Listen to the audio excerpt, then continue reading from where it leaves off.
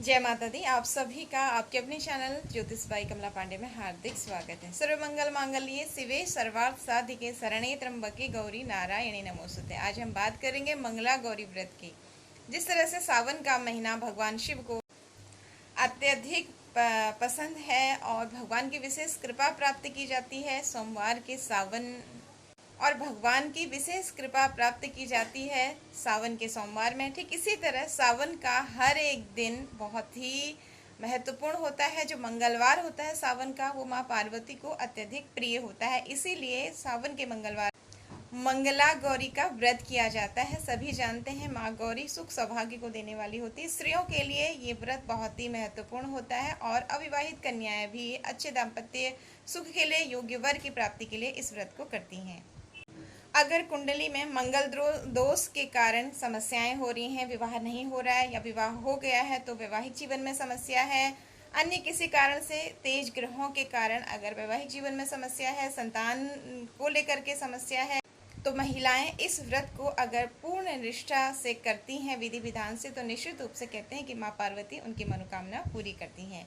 वैसे भी भगवान की पूजा को हम पूरा कहाँ कर पाते हैं, लेकिन फिर भी कुछ नियम बताए गए हैं मंगला गौरी, उसी की चर्चा हम इस वीडियो में करेंगे। आशा करते हैं ये जानकारी आप सभी के लिए उपयोगी और मददगार साबित होगी। अगर अभी तक आपने चैनल सब्सक्राइब नहीं किया है तो प्लीज़ नीचे दिए लाल बटन को दबाकर घंटे के निशान को दबाएं, चैनल को सब्सक्राइब करें और घंटे के निशान को भी दबाएं।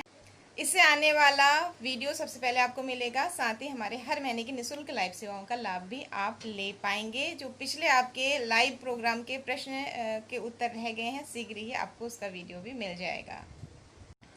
क्योंकि ये व्रत आज से ही प्रारंभ हो रहा है, हम कल आपको जानकारी देने वाले थे लेकिन नहीं दे पाए, तो क्षमा चाहते हैं। इस वीडियो में हम चर्चा करेंगे पूजा विधि और व्रत कथा भी हम अंत में पढ़ेंगे। सावन के इस पावन महीने में वीडियो को मैक्सिमम शेयर करें, सबको कथा सुनाएं, विधि बताएं, शायद किसी का मन बन जाए और किसी की समस्या दूर हो जाए, उसका पुण्य आपको मिले। आइए चर्चा को आगे बढ़ाते हैं। जो व्रत करेगा, व्रती को सुबह सूर्योदय से पहले उठ करके स्नान आदि क्रियाओं से निवृत्त होना है, साफ शुद्ध वस्त्र पहनने हैं, श्रृंगार करना है। अगर आप विवाहित महिला हैं तो आपको पूरा मुंह करके बैठना है। एक चौकी पर लाल वस्त्र बिछा करके उसमें आपको माँ पार्वती की मूर्ति प्रतिमा स्थापित करनी है, जो भी आपके पास व्यवस्था है। वैसे इस समय में जहाँ लॉकडाउन नहीं है, आसानी से ये मूर्ति मिल जाती है। अगर ऐसा नहीं है तो आप फ़ोटो भी रख सकते हैं। आपको फ़ोटो नहीं मिल रही है तो आजकल तो आपको गूगल पर सब मिल जाता है, आप नेट से डाउनलोड करके फ़ोटो का फ्रेम करके उसकी स्थापना कर सकते हैं। इसके भी अभाव में हमारी भारतीय संस्कृति सभ्यता महान है। सुपारी में भी भगवान को आवाहित करके बुला लेते हैं, तो आप एक सुपारी में मौली लपेट करके और एक पात्र में चावल भर करके रख लें, उसके ऊपर उन्हें स्थापित कर लें और उन्हें पार्वती मानकर उनकी पूजा आप करते हैं तो इससे भी माँ प्रसन्न होती हैं। या फिर आप किसी मंदिर में जा करके माँ पार्वती की पूजा कर सकती हैं, लेकिन घर में भी आपको पूजा ज़रूर करनी चाहिए माँ पार्वती की, क्योंकि घर का वातावरण अच्छा होता है और घर की सकारात्मक ऊर्जा भी बढ़ती है।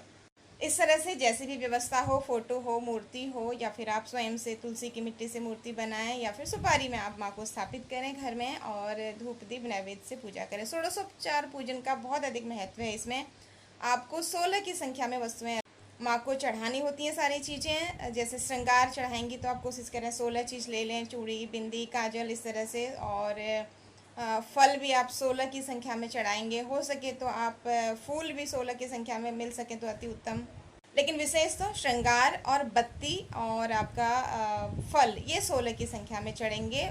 बत्तियां भी आप 4-4 की बत्ती बना लीजिए, 4 चौमुखी दिया बना लीजिए आटे का, और उन चारों को एक साथ करके चारों दिशाओं में आप लगा करके, तरह से हम चौमुखी दिया जलाते हैं उसी तरह से आप जलाएंगे। हर साइड आप 4-4 बत्ती रखेंगे तो 16 बत्ती का ये दीपक आपका हो जाएगा। इस तरह से आप विधि विधान से माँ का पूजन करें, और चाहे तो आप किसी मंत्र का जप भी कर सकती हैं माँ गौरा का। इस तरह से आप स्नान, धूप दीप नैवेद्य से पूजन करें। पूजन प्रारंभ करने से पहले अपना नाम, राशि, गोत्र लेकर के संकल्प जरूर करें। सकाम पूजाओं में संकल्प का बहुत अधिक महत्व होता है। आप जिस कामना से भी कर रहे हैं, पुत्र प्राप्ति के लिए कर रहे हैं, अच्छे दाम्पत्य सुख के लिए कर रहे हैं, विवाह नहीं हुआ है वैवाहिक जीवन को अच्छा करने के लिए, या फिर विवाह नहीं हुआ है विवाह के लिए कर रहे हैं, जिस भी कामना से आप कर रहे हैं माँ के आगे संकल्प लगाएं और श्रावण के आप मंगलवार को इस तरह से व्रत करें। ये व्रत 5 साल तक आपको फिर लगातार करना होता है।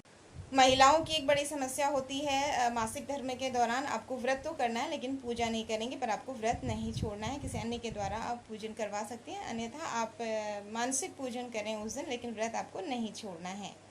दिन भर आप जल फल आदि लेकर के रह सकते हैं। कुछ लोग निराजल भी रहते हैं, लेकिन वर्तमान समय में निराजल रहना ठीक नहीं है, तो आप जल और फल लेकर के दिन में रहें। सायंकाल को जो भी आप खाएंगे भोग अर्पित करने के बाद ही उसे प्रसाद रूप में खाएंगे। रात्रि में सात्विक आहार आपको रात्रि में लेना है। इस तरह से आप अगर पूर्ण श्रद्धा के साथ करते हैं तो निश्चित रूप से ईश्वर आपके लिए जो हितकारी होता है वो जरूर करते हैं।